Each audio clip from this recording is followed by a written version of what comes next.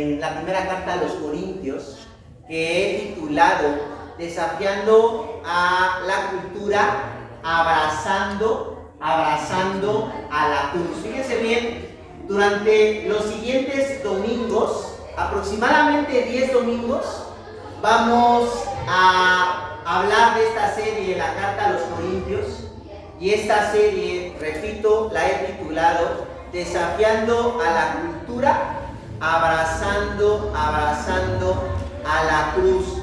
Y quiero que antes de iniciar esta serie, nosotros entendamos que la primera carta a los Corintios es un escrito del apóstol Pablo a la iglesia de ese lugar, en donde el apóstol Pablo quiere dejar en claro algo muy importante. ¿Y cuál es esa verdad que el apóstol Pablo quiere dejar a la iglesia de Corinto? Es la siguiente: la cultura de Corinto necesita redención.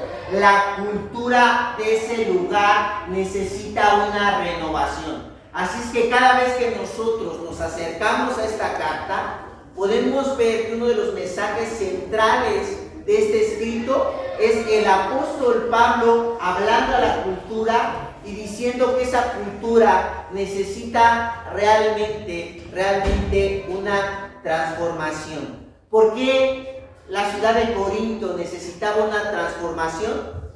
Porque la ciudad de Corinto estaba viviendo muchas cosas que no estaban de acuerdo a la Escritura. Y una de ellas, por ejemplo, es que en la ciudad de Corinto había mucha prostitución. ¿Por qué en la ciudad de Corinto había mucha prostitución? Porque había un culto a una diosa llamada Afrodita.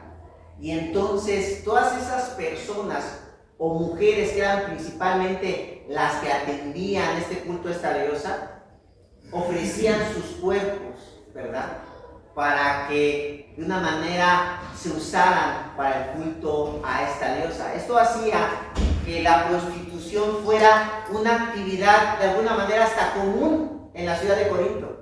Entonces Pablo va a llegar y va a hablar y va a decir: esto no puede ser así. La iglesia no puede aceptar esta forma de vivir. Otra cosa que lo que estaba sucediendo en la iglesia de Corinto era la inmoralidad sexual. Había muchas personas que estaban practicando el sexo sin el matrimonio, o había también muchas personas que tenían muchas mujeres o también muchos hombres. Entonces la inmoralidad sexual en la ciudad de Corinto era tan grande que la iglesia también ya hasta lo estaba adoptando. Entonces el apóstol Pablo va a venir y va a decir: no podemos vivir como la cultura lo está haciendo.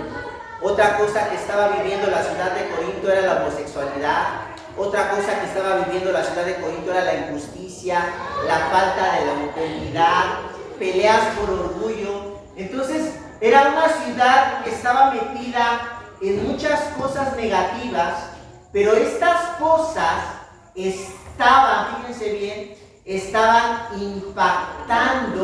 impactando la vida de la iglesia. Entonces el apóstol Pablo va a llegar y nos va a decir, y le va a decir a la ciudad de Corinto: ustedes no pueden vivir así. Así es que la iglesia de Corinto, escuchen bien, tenía que confrontar las mentiras de la cultura con la verdad del evangelio. Ahora, este llamado, amigos, también es para nosotros. Tenemos que enseñar con valor que no todo lo que la cultura dice es verdad, y aceptar que muchos de nosotros abrazamos también esas mentiras culturales. Fíjate bien lo que en esta semana vamos a estar reflexionando, que muchos de nosotros, a pesar de que a veces decimos: ay, ¿cómo está viviendo la cultura?, muchos de nosotros estamos viviendo de esa misma forma. Y en esta serie el propósito es que cada uno de nosotros no solamente critique a la cultura, no solamente diga qué mal están viviendo, mira cómo vivo yo, mira cómo vivimos nosotros. No, esta serie se trata de que cada uno de nosotros no simplemente pueda señalar con el dedo las mentiras culturales o el pecado que se está viviendo, sino pueda también señalarse a sí mismo, identificar las mentiras culturales que está adoptando en su propia vida. Así es que, al respecto de esto, David Platt, fíjense bien, dice lo siguiente, al respecto de eso que estamos diciendo, dice: hoy los cristianos viven de acuerdo a lo que la cultura dice que es correcto, olvidando que la verdad de todas las cosas está en Dios. Quiero repetir esta frase de David Platt. Hoy los cristianos viven de acuerdo a lo que la cultura dice que es correcto, olvidando que la verdad de todas las cosas están en ¿quién? Entonces, la pregunta fuerte en esta mañana, fíjate, la pregunta fuerte en esta mañana que Dios hace a tu corazón es la siguiente: ¿estás viviendo de acuerdo a la cultura o a la sabiduría de Jesús? ¿Estás viviendo de acuerdo a la cultura o de acuerdo a la sabiduría de Jesús? Y yo sé que tú, como buen cristiano, quizá la respuesta rápida sea: estoy viviendo de acuerdo a la sabiduría de Jesús. Pero hoy en esta mañana quiero decirte, quiero invitarte, quiero llamarte a que te des cuenta que a lo mejor tú estás viviendo más de acuerdo a los principios culturales que de acuerdo a la sabiduría de Dios. Y en esta mañana, hoy vamos a analizar esto, y quiero invitarte a que puedas abrir tu Biblia en 1 Corintios, capítulo número 1, y que leamos de los versículos 18 al versículo 31. Y el sermón de esta mañana tiene como título la sabiduría de la cruz, y está basada en este texto, 1 Corintios, capítulo número 1, de los versos 18 al 31.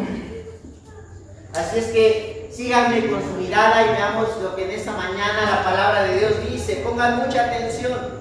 Vean lo que dice el apóstol Pablo a esta iglesia que está adoptando los principios de su cultura, que se está olvidando de la sabiduría de Dios. Vean lo que les está diciendo.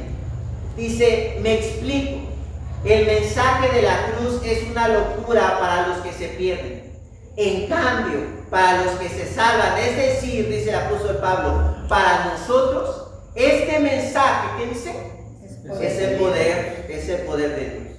Pues está escrito: destruiré la sabiduría de los sabios y frustraré, ¿qué dice? La inteligencia de los inteligentes. Y vean lo que dice el apóstol Pablo. ¿Dónde está el sabio? ¿Dónde está el erudito? ¿Dónde está el filósofo de esta época? ¿No ha convertido Dios en locura la sabiduría de este mundo?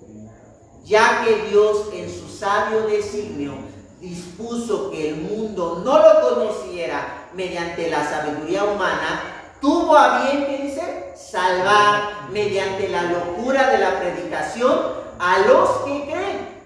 Y después el verso 22 dice: los judíos piden señales y los que no son judíos buscan sabiduría. Mientras que nosotros predicamos a Cristo crucificado, este mensaje es motivo de tropiezo para los judíos y es locura ¿para quién? Para los no judíos. Pero para los que Dios ha llamado, sean judíos o no sean, Cristo es el poder de Dios y la sabiduría ¿de quién? De Dios. Pues la locura de Dios, vean lo que dice el apóstol Pablo, pon mucha atención en esto. Pues la locura de Dios es más sabia que la sabiduría humana. Y la debilidad de Dios es más fuerte que ¿qué? Que la fuerza humana. Dice: hermanos, por favor, consideren su propio llamamiento. No muchos de ustedes son sabios. Otra vez repito esto. Hermanos de Fuente de Redención, no muchos de ustedes son sabios según criterios meramente humanos.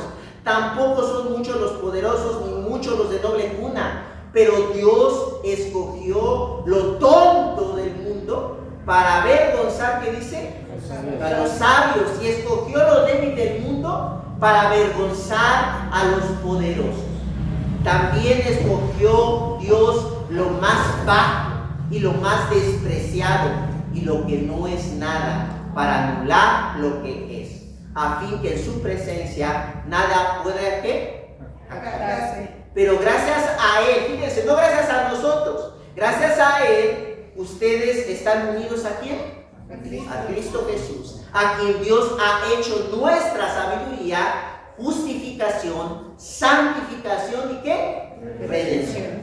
Para que como está escrito, si alguien ha de gloriarse, que se gloríe ¿de quién? Del Señor. Hoy hablaré 3 cosas acerca de este sermón que tiene como título la sabiduría de la cruz. Y estas 3 cosas son las siguientes. Número 1, nuestra falta de sabiduría. Número 2, la verdadera sabiduría. Y número 3, el cambio de la sabiduría. Nuestra falta de sabiduría, la verdadera sabiduría y el cambio de la sabiduría. Número 1, nuestra falta de sabiduría. Vean lo que dice otra vez de los versos 19 hasta el 24. Vean lo que el apóstol Pablo está diciendo. Pongan mucha atención.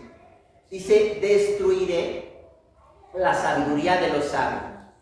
Frustraré la inteligencia de los inteligentes. ¿Dónde está el sabio? ¿Dónde está el erudito? ¿Dónde está el filósofo de esta época? ¿No ha convertido Dios en locura la sabiduría de este mundo? Ya que Dios en su sabio designio dispuso que el mundo no lo conociera mediante la sabiduría humana, tuvo bien a salvar mediante la locura de la predicación a los que creen. Los judíos piden señales y los que no son judíos buscan sabiduría, mientras que nosotros predicamos a Cristo crucificado y este mensaje es motivo de tropiezo para los judíos y es locura para los no judíos. En estos 3 versículos que leímos encontramos una idea muy importante que el apóstol Pablo trata que cada uno de los que estamos aquí, que la iglesia de Corinto se dé cuenta. Y esta verdad es la siguiente: nuestra inteligencia es destructiva y nos aleja de la verdad. Escucha bien, tu inteligencia, mi inteligencia es destructiva y nos aleja ¿de qué? Las personas, fíjense bien, que vivían en Corinto, creían que su conocimiento era suficiente para interpretar y para transformar el mundo. Esto provocó el surgimiento de muchas ideas acerca de lo que el ser humano debía de hacer y de creer. Por ejemplo, pongan mucha atención, había una filosofía en esa época llamada estoicismo, que afirmaba lo siguiente. Los estoicos decían lo siguiente: la razón humana es vital para creer cualquier cosa. Todo, absolutamente todo, debe de tener lógica. Así que no debemos considerar como verdad aquello que no tiene lógica. Los estoicos afirmaban que nadie debía de dejarse llevar por sus emociones y por sus deseos. Todo tenía que ver ¿con qué? Con la mente, con el razonamiento. Esto parece muy acertado, ¿cierto? Que todo lo tenemos que razonar. ¿Cuántos de ustedes piensan esto? ¿Cuántos de ustedes piensan que todo debe de actuar de acuerdo a la lógica? Y si no actúa de acuerdo a la lógica 1 con el factor de la lógica 2 que da la premisa y como resultado la lógica 3, entonces esto no es verdad. ¿Cuántos de ustedes piensan esto? Esta filosofía llevó a las personas en Corinto a ser muy orgullosas porque pensaban que ellos tenían el conocimiento de qué, de todo. La pregunta en esta mañana no es para la iglesia de Corinto. La pregunta para ti, para mí es: ¿cuántos de ustedes tienen esta filosofía estoica? Que piensan que tienen el conocimiento de todo. que en ustedes está la verdad, y entonces todo lo demás es que es mentira. Así es. Esta filosofía fue muy peligrosa porque hizo que las personas se alejaran de ¿quién? De Dios. ¿Por qué? ¿Por qué era tan peligrosa? ¿Por qué creen que las personas se alejaron de Dios? ¿Por qué entonces, por qué creer en Dios no tiene coherencia? ¿Por qué? No es lógico, sí. ¿Por qué creen? O sea, esta filosofía era realmente peligrosa para el cristianismo porque el cristianismo tiene lógica. ¿Sí? ¿Y no?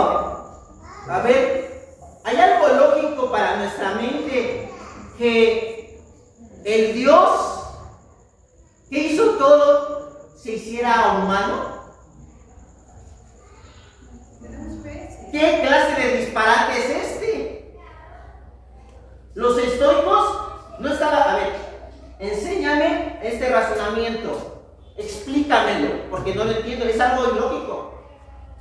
Y que aparte Dios del Evangelio nació de una virgen. ¿Es algo ilógico? Sí. Porque de acuerdo a la naturaleza humana, ¿de dónde sale un bebé? De la procreación entre un hombre y una mujer. Pero el Evangelio dice que Dios nació de una virgen y que fue concebida ¿por qué? Por el Espíritu Santo. La cultura de esta época decía, no podemos creer en esta tontería, no podemos creer en estas sandeces. La resurrección. ¿Dios qué?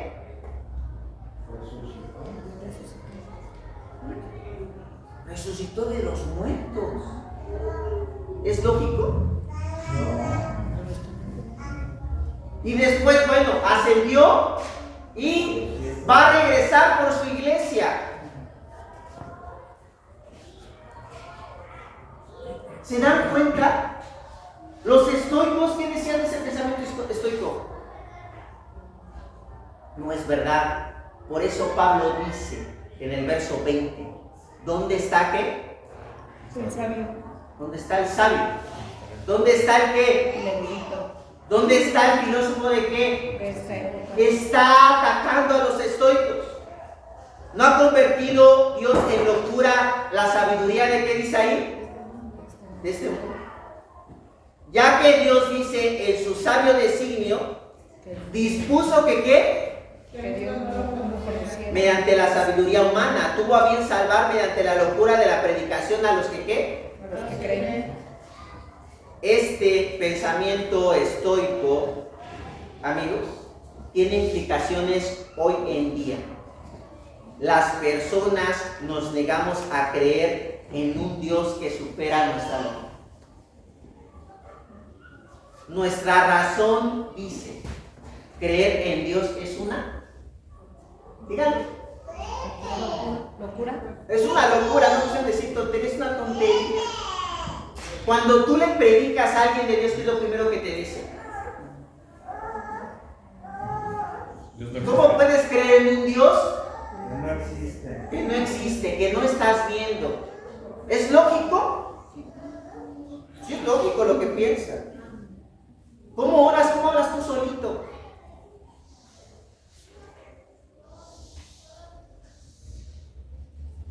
Cuando nosotros estamos predicando, o cuando nosotros estamos predicándole a alguien, aún nos estamos enfrentando con esta filosofía de que todo debe de tener lógica para creer en Dios. La cultura en la que vivimos no está dispuesta a darle la razón a quién. A Dios. La cultura en la que vivimos dice, yo voy a creer lo que yo quiero. Porque mi razón es superior a quién. A la razón a la razón de Dios. Si nosotros decimos, ok, voy a creer esto que no tiene lógica, voy a creer que Dios se hizo carne, que nació de un bebé por el Espíritu Santo, voy a creer que Él resucitó, voy a creer que va a llegar por su iglesia. Ok, voy a creer en esto ilógico, pero le vamos a dar ahí. Cuando una persona asevera esto, ¿qué está diciendo? Que la razón, ¿quién la tiene? Dios. Y si tú dices que la razón la tiene Dios, ¿qué estás diciendo también? Que todo lo que Él dice es Verdad. y que muchas cosas que las que tú crees son ¿qué? Por eso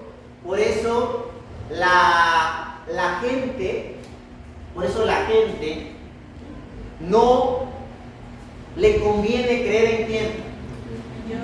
en Dios, porque cada vez que nosotros aseveramos esto, nosotros estamos diciéndole que muchas de las cosas que queremos son mentiras. Ahora, quizá en esta mañana tú estás diciendo, sí, pastor, tiene razón. Qué bueno que nosotros creemos la verdad. Qué bueno que nosotros tenemos el conocimiento de todas las cosas gracias a Él. Pero el mensaje de esta mañana no tiene que ver con esto. El mensaje de esta mañana es que tú también puedas ver tu propio corazón, tu propio pensamiento. Nuestro pensamiento, amigos, no es tan distinto a la cultura. Nosotros también nos negamos, y quiero que escuches bien esto, tú y yo también nos negamos a darle la razón a Dios. Repito esta verdad, tú y yo también nos negamos a darle la razón a Dios. ¿Por qué? Por ejemplo, orar a Dios por un trabajo. ¿No les parece una tontería orar a Dios por un trabajo? Mejor lo buscamos, le echamos ganas, ¿no? O sea, Dios te va a ayudar. Pero a veces tenemos que reconocer que a veces no lo hacemos. Es una tontería darle prioridad a Dios en tu vida, ¿no? No tiene lógica. Lo más importante es tu trabajo. ¿Cierto o no? No. Eso dicen, pero a veces lo hacemos, ¿sí o no? Lo hacemos diferente. Se escucha bonito que digan, no, pero a veces lo más importante para ti, para mí, ¿qué es? Tu trabajo. Lo más importante para mí es mi bienestar, es lo lógico. ¿Cómo voy a perder el tiempo al tiempo de oración, llegar temprano en la mañana? Es una pérdida de tiempo. O cómo en la semana voy a reunirme en un grupo pequeño, cómo voy a discipular a alguien. Realmente eso no me conviene. En mi razonamiento lo más importante es mi bienestar. Eso es lo correcto. Lo más razonable para cada uno de los que estamos aquí es ser exitosos en esta vida, pasándolas bien. El padecer por conocer a Dios es una burrada, ¿no? No es algo lógico. O sea, yo no voy a estar sufriendo por seguir a Dios. O sea, yo no voy a perder mi tiempo, yo no voy a darle mi tiempo. No está bien, en mi razonamiento no es lógico. Ofrendar generosamente a la iglesia es poco inteligente. Eso decimos otra vez, pero hacerlo no lo hacemos. ¿Sí? Eso es poco inteligente, porque el dinero se queda con el pastor.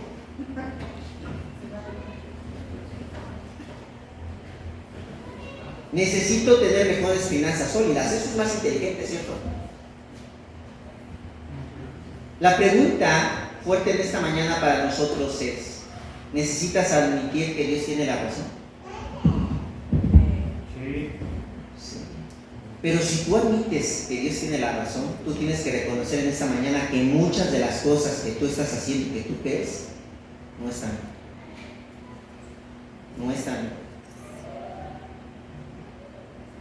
Por otro lado, aparte de la filosofía estoica a la cual Pablo está arremetiendo, hay una filosofía que está afectando a la cultura en Corinto. ¿Cuál era esto? ¿O cuál era esta filosofía? Los judíos. Ellos afirmaban que las prácticas de ciertos rituales religiosos, como la circuncisión, como el ayuno, como la estricta práctica de la Torá, llevaba a las personas a una relación con Dios. Esto tampoco parecía malo, ¿sí? O sea, los judíos decían: circuncídense, ayunen, cumplan la ley. ¿Esto era malo? ¿Así? ¿A primera vista? No parecía malo, pero no era la verdad. Los judíos estaban malinterpretando la ley de Dios. Eso estaba dando como consecuencia que muchas personas no conocieran realmente quién era Dios y estaban centrando la religión en el hombre. Somos nosotros los que podemos restaurar nuestra relación con Dios. Si haces todos estos rituales, eres parte de quién? Del pueblo. Por eso Pablo dice: los judíos piden señales, verso 22. Y los que no son judíos buscan, ¿qué dice? Sabiduría. Mientras que nosotros predicamos a Cristo crucificado. Este mensaje es motivo de tropiezo para los judíos y es una locura para los no. Esta filosofía que está atacando Pablo en Corinto sigue siendo destructiva hoy para nuestra cultura. Porque muchos piensan que la religión se trata de esto, de seguir ciertas prácticas religiosas para ser un hijo de Dios. Hoy muchas personas creemos que somos cristianos simplemente porque venimos a la iglesia, porque oramos y porque leemos la Biblia. Yo quiero decirte que tú puedes venir a la iglesia, orar, leer la Biblia y hasta predicar y no ser un cristiano. No son las prácticas los que nos hacen cristianos. Tenemos que mostrar a la cultura que el cristianismo no se trata de nosotros, de nuestro desempeño, de la superficialidad que hay. Tenemos que recordar esto. Y una pregunta que tenemos que hacernos en esta mañana es: ¿qué es lo que te da valor como cristiano? ¿Qué es lo que te da valor como cristiano? Lo que estás haciendo, tus prácticas religiosas. No importa que tu vida esté llena de rencor, no importa que tu vida esté llena de falta de perdón, no importa que tu vida sea soberbia, no importa que seas vengativo, no importa que seas corrupto, no importa que seas egoísta. Así eran los judaizantes, personas, ¿sí?, que religiosamente eran admiradas, pero eran personas que realmente no habían nacido de nuevo. Entonces, realmente, hoy la carta del apóstol Pablo se vuelve relevante para la iglesia, porque la iglesia está viviendo de esta manera. No se trata de la iglesia de Corinto, se trata de nosotros.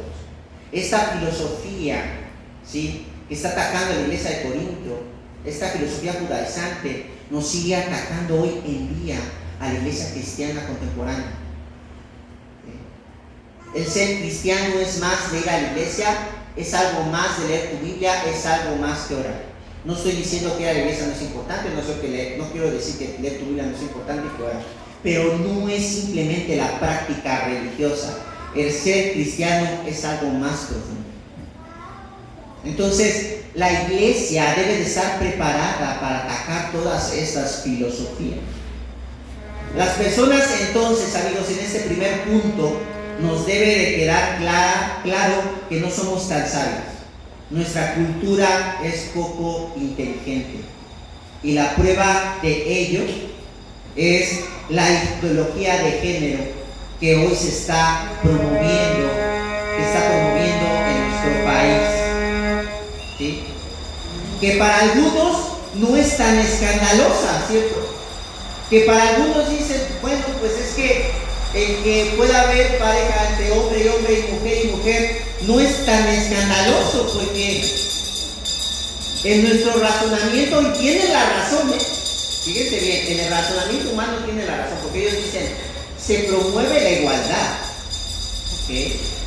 Se promueve la aceptación, se promueve el amor, está bien. O sea, no es tampoco, a veces como cristianos defendemos esto, pero no lo defendemos adecuadamente. Su lógica tiene razón, pero cuando su sabiduría y su lógica se destruyen, es cuando la ponemos cara a cara frente a la sabiduría de quién. Pues puede tener mucha lógica, pero Dios dice totalmente lo contrario, porque en la sabiduría de Dios, Dios dice que hizo un hombre, que hizo a una. En la sabiduría de Dios dice que un hombre y una mujer deben de casarse. En nuestra sabiduría dice, no, pues es que no es necesario casarse, nada más nos juntamos. Y tiene lógica, ¿no? Porque pues es que nos juntamos, vivimos algún tiempo, y si nos va bien, pues eso sí funciona. O sea, es lógico. Pero Dios dice totalmente lo contrario. Entonces, esta sabiduría humana se destruye a la luz de la sabiduría o la verdadera sabiduría, que esto tiene que ver con el segundo punto. La verdadera sabiduría, verso 24, vean lo que dice el apóstol Pablo. Pero lo que Dios ha llamado, sean judíos o no lo sean, ¿qué dice ahí? Cristo es el poder de Dios y la sabiduría de ¿quién? Pues la locura de Dios es más sabia que la sabiduría ¿qué? Y la debilidad de Dios es más fuerte que la fuerza. La sabiduría de todas las cosas, dice el apóstol Pablo, ¿en quién está? En Cristo. Pablo sabía que las creencias del estoicismo y del judaísmo eran una mentira, pero eran evidentes para Pablo. ¿Por qué? Porque él conocía quién era quién. Jesús. Pablo sabe que el Dios del Evangelio rebasa toda lógica humana. Lo experimentó en el camino a Damasco, ¿recuerdan? Se encontró frente a frente con el Dios del Evangelio. Y que la salvación no se obtiene por esfuerzos humanos, es un obsequio de Dios. Dios es el autor de la salvación. La transformación del apóstol Pablo fue real, no con prácticas religiosas. Inclusive lo dice en muchas de sus cartas. Dice, de los judíos yo era el ¿qué? El primero, el que se reunía, el que era discípulo de Gamaliel, el que aprendía, el que tenía mucho conocimiento. Pero dice, todo esto lo tengo como pérdida por el amor de ¿quién? De Dios, de Cristo. Entonces, nosotros necesitamos estar convencidos que Jesús y su Evangelio, escúchame, nos dan cordura. Repito, Jesús y su Evangelio nos dan cordura. Yo no tengo que perdonar a esta persona que me ha hecho tanto daño. ¿Yo por qué voy a pedirle perdón cuando él fue el que nos ofendió? ¿Tiene lógica? Sí, tiene lógica. Pero viene el Evangelio y ¿qué nos dice? Perdonar. Hasta 70 veces. En mi lógica, oye Dios, ya sé que hay la multiplicación, muchos van a decir, no hay muchas interpretaciones, pero vamos a suponer 490 veces. Perdonar a una persona 490 veces, no, en mi lógica funciona así, una y ya. Esa es mi lógica. En mi lógica, en el matrimonio, tú me hiciste esto, ahora en mi lógica me toca, yo te la voy a devolver. Y te la voy a devolver doble. En mi lógica, si mi hijo se porta mal, merece ¿qué? Castigo. Pero en el Evangelio Dios nos dice también que debemos de tratarlos con ¿qué? Con misericordia. Y a veces sí necesitan a veces que nosotros también, porque dice la palabra que tenemos que ponerles vara y tenemos que corregir. Pero a veces también tenemos que ser más misericordiosos.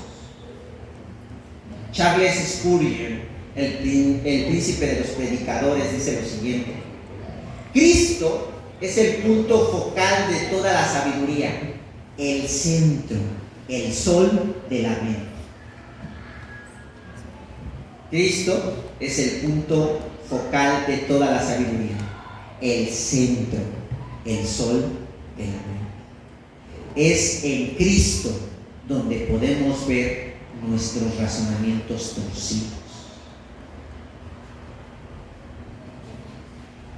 Muchos nos espantamos, y eso, muchos nos espantamos y pensamos que los que tienen la mente torcida, ¿quiénes son? Los que los homosexuales, están muy torcidos. Los que no viven en matrimonio. Pero ¿qué te parece si yo te digo que tú también tienes tu mente torcida y no lo quieres reconocer? Y ahí sí no te espantas, ahí sí no te asustas, ahí sí hay clemencia y perdón, ¿no? Nos espantamos porque alguien vio la película de Barbie, nos enojamos. Pero no te enojas y te disgustas porque eres un mentiroso o un soberbio. Es algo bien fuerte. Entonces la pregunta en esta mañana es: ¿puedes ver tus pensamientos torcidos? ¿Puedes ver tu mente que necesita restauración? ¿Lo puedes ver? Por eso dice el apóstol Pablo en Romanos 12, versos 1 y 2: no se amolden al mundo actual, sino sean transformados mediante la renovación de ¿qué?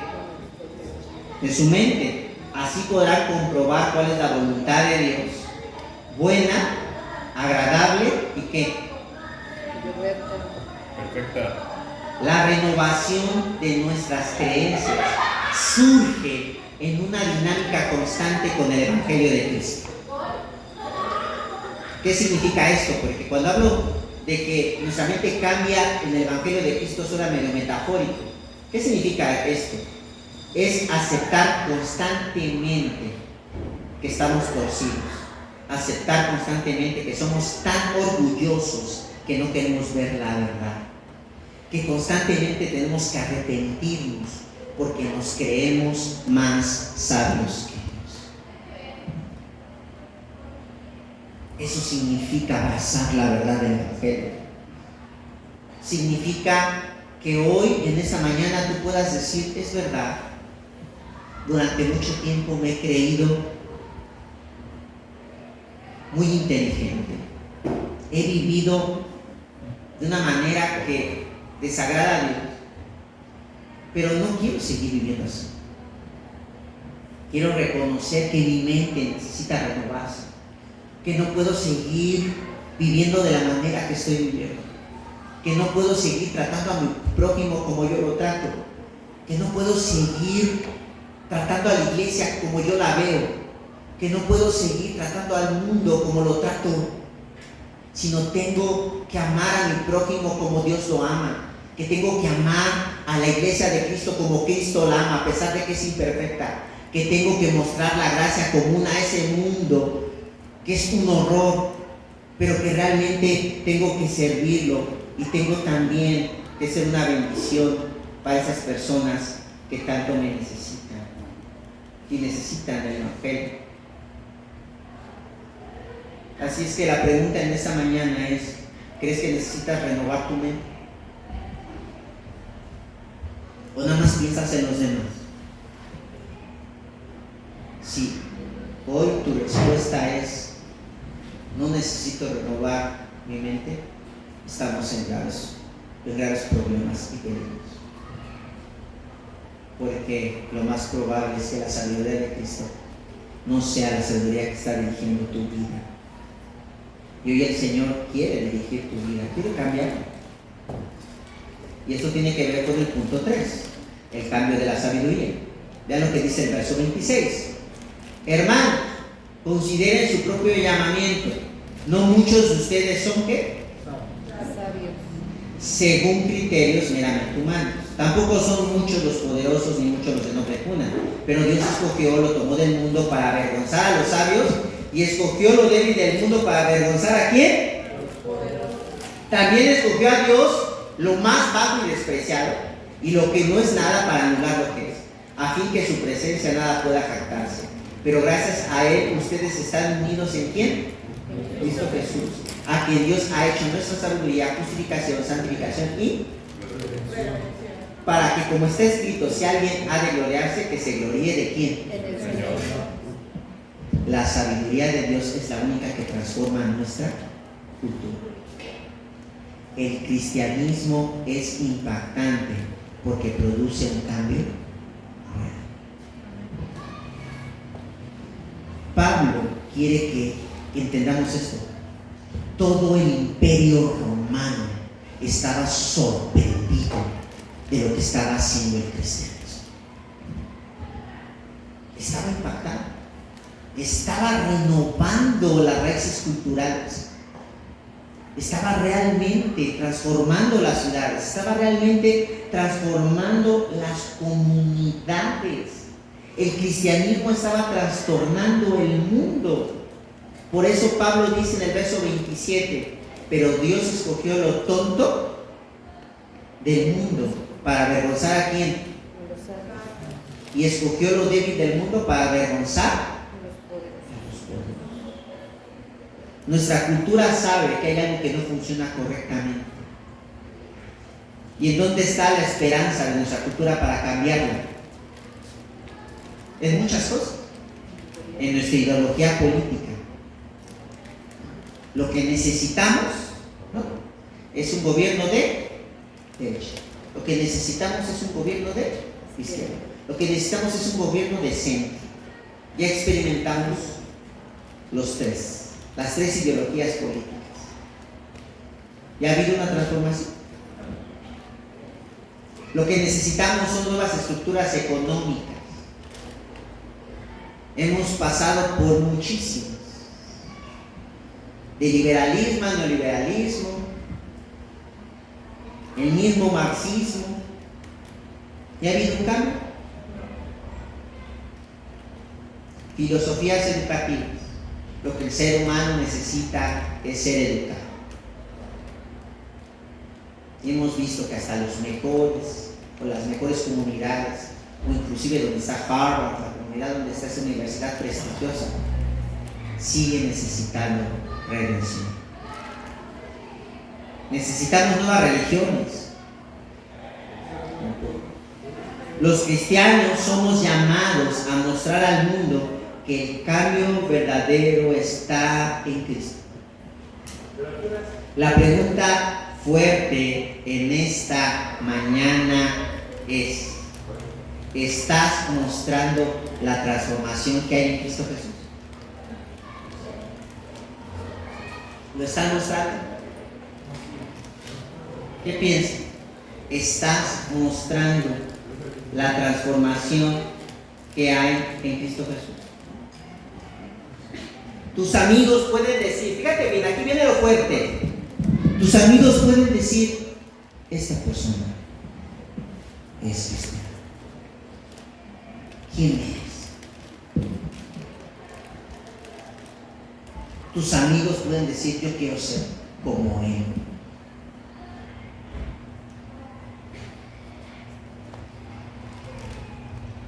O dicen al revés. Oye, pues la verdad es que tú predicas a Cristo, pero eres bien envidioso, soberbio, mentiroso, loco. ¿Cómo te están viendo? ¿Cómo te ven tus vecinos?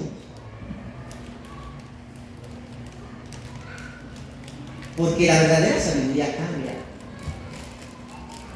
No nada más que digan, ya se va el hermanito a la iglesia, porque cada las 10 de la mañana ve que se va. Pero nada más es hermanito los domingos, porque entre semana. Si lo vieras. Le encargué mi casa y me dijo, yo porque voy a estar cuidando tu casa, cuídala tú.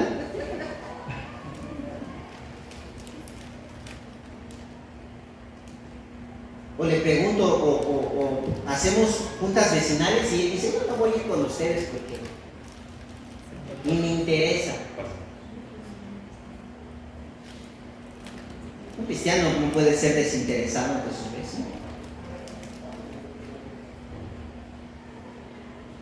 Las personas pueden ver que hay un cambio real en ti. Las personas pueden ver eso.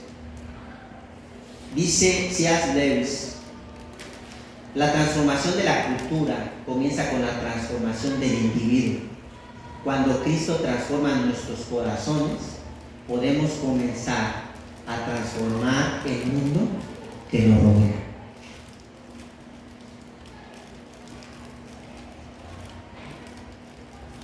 Hablamos de transformar el mundo, los cristianos, pero ¿por dónde tenemos que iniciar? Hogar, casa, tu familia. Por tu familia, por tu casa. Y así sucesivamente. Pactas tú, casa, tu iglesia.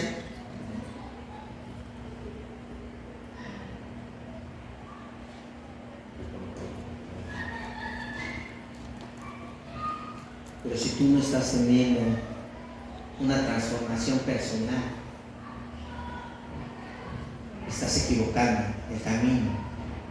Si tú no estás teniendo un cambio con Cristo, estás equivocándote oportunamente.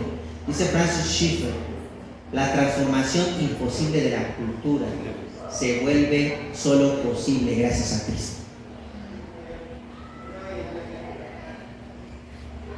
Por eso dice Pablo al final, para que como está escrito, si alguien ha de gloriarse, que se gloríe en quién. Señor.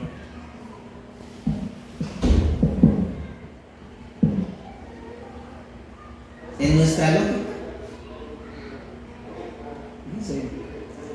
lo que hacemos juntos como iglesia pareciera ser que no tiene una relevancia.